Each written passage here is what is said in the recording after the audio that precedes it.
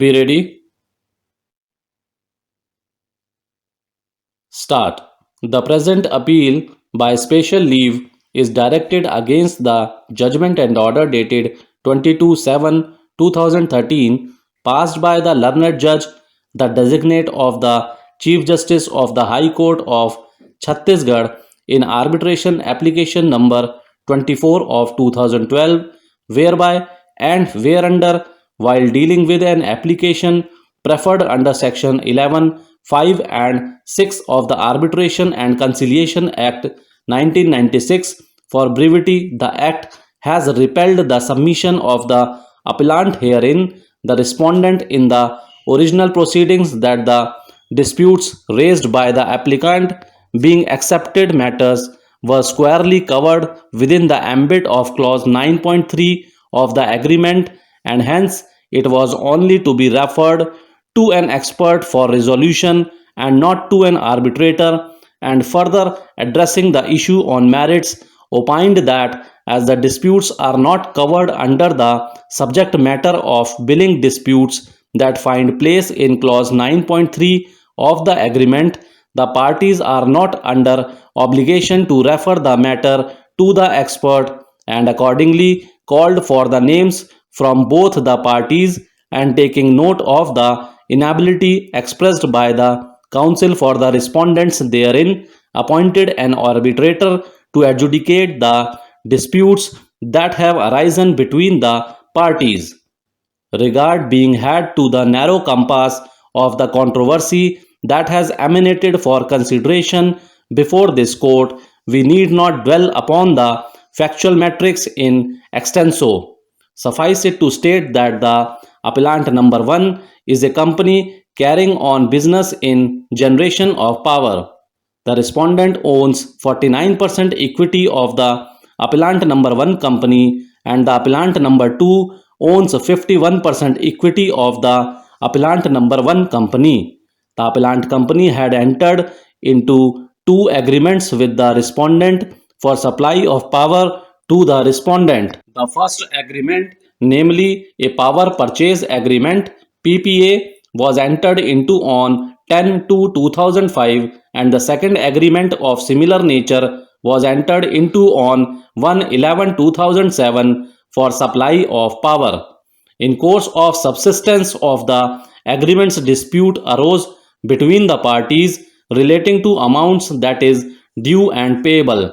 The appellants treated the dispute raised to be a billing dispute and sought to appoint an expert in accordance with clause 16.2 of the agreements, and accordingly communicated with the respondent by letter dated 4/5/2012, proposing for appointment of one of the three persons of expertise and repute for appointment as an expert in respect of both the PPAs. The appellant number 1 requested the Confederation of Indian Industry by letter dated 30/5/2012 to appoint a suitable expert. As put forth by the appellant, the respondent did not accede to resolve the dispute by way of appointing an expert. Instead, it moved the High Court for appointment of an arbitrator. In support of the application for appointment of arbitrator, it was contended before the learned designated judge that as the claims for recovery of arrears had not been settled, and the respondents therein had communicated that the claims came within the ambit of subclause A of clause 9.3 of the agreement, and required the matter to be dealt with by an expert, and an expert should be appointed in terms of clause 16.2 and 16.4 of the agreement, and declined to take recourse to arbitration, it had become incumbent to move the court for appointment of an arbitrator. The said stand and stance put forth by the respondent before the High Court was resisted by the present appellants that disputes would come within clause 16.2 of the agreement that deals with dispute resolution, which provides a specific mechanism and not arbitration, for it has been clearly postulated therein that where any dispute is not resolved as provided for in clause 16.2, then only the matter shall be submitted to arbitration at their request of either of the parties by written notice in accordance with the provisions contained in the Act.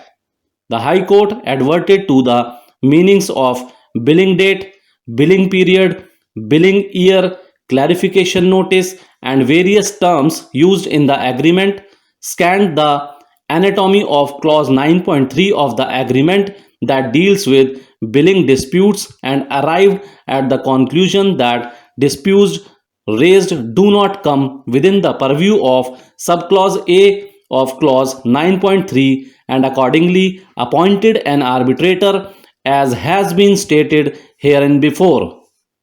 To appreciate the controversy, it is pertinent to refer to certain provisions, namely sections 8, 9, 11, and 16 of the Act. Section 8 deals with power to refer parties to arbitration where there is an arbitration agreement. The said power is conferred on a judicial authority before which an action is brought in a matter which is the subject matter of agreement. Certain conditions precedent have been incorporated in subsections 1 and 2 of the said provision. Section 9 provides for grant of interim measures by court. Section 11 deals with appointment of arbitrators. Section 11(2) stipulates that, subject to subsection 6, the parties are free to agree on a procedure for appointing the arbitrator or arbitrators.